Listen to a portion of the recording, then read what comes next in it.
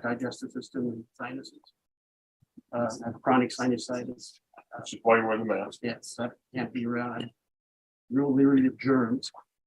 I 2019 CR 8528, State of Texas versus Arthur Scarborough. Could I have parties announced for the record for the state? Michael Villery off the state. Matt Okay. Stolhansky from Mr. Scarborough. And are you Mr. Scarborough? Showing you what's entitled Motion to Enter Adjudication of Guilt and Revoke Community Supervision. Did you review that document with your attorney? Did you understand it? Are you the same Arthur Scarborough who was placed on deferred adjudication in 2019 CR 8528 for the offense of aggravated sexual assault of a child on March 28, 2022 for a period of 10 years? Is that you? yes, State? Violated conviction number 13B on or about the 24th day of August 2022 in Bexar County, Texas. The defendant, Arthur Etoku Scarborough, defendant there failed to comply with the instructions of the Bexar County Community Supervision and Corrections Department Sex Offender Program, and that the defendant failed to comply with the instructions of Lone Star Offender Treatment Program, his court-ordered sex offender treatment program, and that the defendant was suspended from sex offender treatment for failing to admit responsibility for his offense in violation of condition number 13. How do you think to that? True or not true? true. And the state would waive and abate the remaining allegation. Did you understand by pleading true to violation of condition 13B, court could find it true, grant the motion, find you guilty, and sentence you to life in prison and up to $10,000 fine? Yes, sure. Knowing that, do you still wish to plead true to 13B? Yes, sure. Court will find 13B true.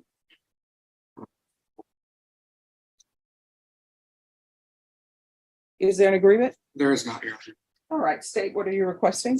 So this is a case where I think Mr. Stolhansky would like to present first potentially, because it really are part of our argument is going to depend on the potentially new willingness to admit certain culpabilities. And so, from the state's perspective, if he's willing to take some responsibility, that might lend itself to him being continued on probation with some type of like ISF. But if he's not, then the issue becomes for us is what do we do with this person who is not willing to be rehabilitated and cannot be in our community without being rehabilitated. I don't believe ISS will accept him. Probation, the sex offender, the SOMU that was their original recommendation. So Okay. I think they would, based on that, but the court is much more knowledgeable on those aspects. Well, I mean, we're all open to learning things. Probation, if you can look into that. And defense, do you have a witness to call? Yes, Your Honor, I do. I would call Mr. Scarborough. All right, can you raise your right hand for me, please? Do you solemnly swear or affirm the testimony you give will be the truth and nothing but the truth, so help you God? I do. All right, you can lower your hand, state your name for the record. All right, you're gonna need to speak up. Arthur Scarborough. All right, defense. Hold on. Is this the microphone here? Was it better if I put it here? No, just everyone just speak up. That's great. Mr. Scarborough, you understand why you're here? Yes, Okay. And the at the the polygraph, they said that you denied liability or culpability. Is that correct? yes, So did you ever deny that this thing happened? no. Okay. And tell the court what you're thinking was. At the time, I didn't want to believe that it happened. But I accept 100% responsibility, not partial responsibility. I accept 100% responsibility. And so it was about who instigated the start of this, Right. because when you took your polygraph, you said that she was as much of an aggressor as you were. That's not true. That's not true. And that you were I was the instigated. aggressor and I accept responsibility for that. And that was the reason that he was expelled from the program. Right. State, do you have any questions? Maybe true.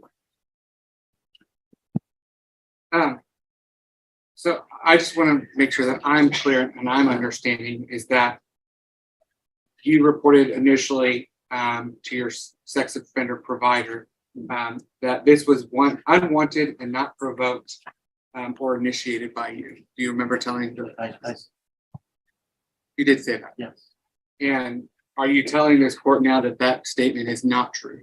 That's not, Okay, that you did, that this was wanted and that it was provoked by you? Right. Okay.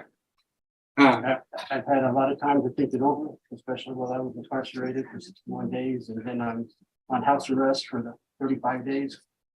And I realized that I am the one that's the problem. Okay. Do you remember having a conversation with your sex offender provider, Ms. Vicki Elliott, and her giving you that opportunity to say the truth? Yes, and at that time, I didn't want to believe that that was the truth. And isn't it true that when she confronted with you about this and letting you know that you'd be exited from the program and that you would potentially have an MTR, that you still at that point decided that you weren't willing to take responsibility? I did take responsibility, and I told her at that time that I accept 100% responsibility. But I still stuck to the story that I wasn't 100% at fault as the aggressor. But I realized after thinking it over for so much time that I'm 100%. Okay. But you also I accept the responsibility, and I wish to continue the truth. and you understand there's a distinction between, it's not really taking responsibility to say that a child provoked this, right? That's not really taking responsibility. You understand that? So when you said initially you took responsibility, that's not really taking responsibility. When I talked to the counselor after I felt the part, I'm sorry? I can't hear you. when I talked to the counselor after I felt the polygraph test, I did take 100% responsibility. Okay. But for her, that wasn't a good enough answer. So you're still, you saying that it happened, but that the child provoked it and that it was No. unwanted is taking No. 100% responsibility. No, that's not. Okay. I accept 100% responsibility. The child did not. I'll pass it. Any other questions? Pardon? Any other questions? I just want the court to know, tell the court about your health issues that we're dealing with. My health issues, I have a terminal illness called cystic fibrosis that affects my lungs, mainly my digestive system and sinuses. I have chronic sinusitis. Which is why you're wearing the mask. Yes, I can't be around. I'm real leery of germs. I have ulcerative colitis, and I have obstructive sleep apnea, where I have to be on a CPAP machine. All of those things that I didn't get the proper medications and things like that when I was incarcerated. And I don't want to go through that again. And other than that one violation, you're behind a little in the money because you didn't pay while you While I were, was incarcerated. Yes. but other than that, there are no new offenses. No new offenses. And that you are the transportation for your mother, Yes. and your mother goes to the doctor, hospital, at least once a week. A couple times a month, to the pharmacy as well, to the, I think, for grocery shopping. She's gonna be 88 years old in a couple months. I'm the primary caregiver, which I've not been able to do for the last 95 days, since I was locked up and in a house. And she lives on your street She lives 100 yards from me, but I can't go and see her because of the monitor. because of the monitor, house arrest. And I'm the one who takes care of her. My sister has had to take off work and suffer financial loss because of that. All right, anything else? One further question, Judge. Yes. Did you have cystic fibrosis when you committed this offense? Yes, I was born with cystic fibrosis. Okay. The genetic terminal illness. I have no further questions, but I just wanted to make the court aware that Ms. Vicki Elliott is here. If the court has any questions for her, as far as probation is concerned. All right, would you like to call Miss Elliott? Events? No, ma'am. Okay. All right. Any other witnesses from either side? No, ma'am. State, what are you requesting?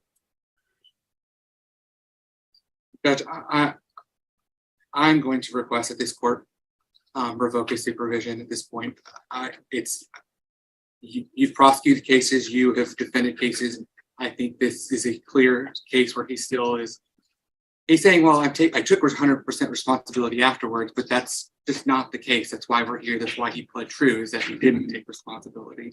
And that there is this the inability at this point for the state to do anything other to ensure that our community is safe from him potentially reoffending. And that would be the place in a corrections department so that he can't have access to children. This is a case that, obviously the state recommended initially, but that was, the court's aware that we do that in certain circumstances due to victim cooperativeness and really in times taking into consideration the further well-being of victims.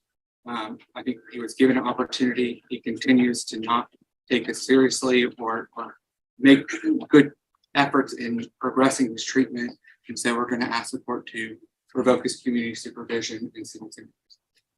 All right, defense, what are you requesting? And Your Honor, we're asking that you leave him on probation. He's done 60 days in jail. He's been on monitor for 30 house arrest for 30 days, 30 something days. That he completely admitted today in open court that he was the aggressor, wasn't the child's fault in any way. I'm not sure what the state was speaking of when he said he's not accepting responsibility. He's telling you that he did it, and he admits he did it, and it was his fault. And, he had time to think about it in jail, and that this is 100% responsible for this, and it was his fault. I would ask you to leave him on probation. He's committed no other offenses. He's been a pretty good, other than this one thing, pretty good probationer. All right, is there anything else for me to decide? Nothing further to say. All right, the court is going to grant the motion, find you guilty, sentence you to 10 years in prison, give you credit for any time served, Chapter 62 registration, no contact with the complainants, showing you what's entitled trial court certification of defendant's rights to appeal. You do have a limited right to appeal, and that is as it relates to the allegation in the motion, not the fact that you were on probation. Because this is a felony conviction, you're not allowed to own or possess any weapons or ammunition. If you have a question over what a weapon or ammunition is, you'll need to speak to an attorney. Good luck to you. This case shows that in sex offender treatment, simply saying I accept responsibility isn't always enough. The court focused on whether the defendant truly acknowledged his actions from the beginning, because rehabilitation depends on genuine accountability, not changing the story only after facing serious consequences. Despite arguments about his health, family responsibilities, and lack of new offenses, the judge ultimately decided that protecting the community had to come first. In the end, that decision resulted in a 10-year prison sentence. Do you believe the judge made the right call, or should the defendant have been given another chance to remain on probation?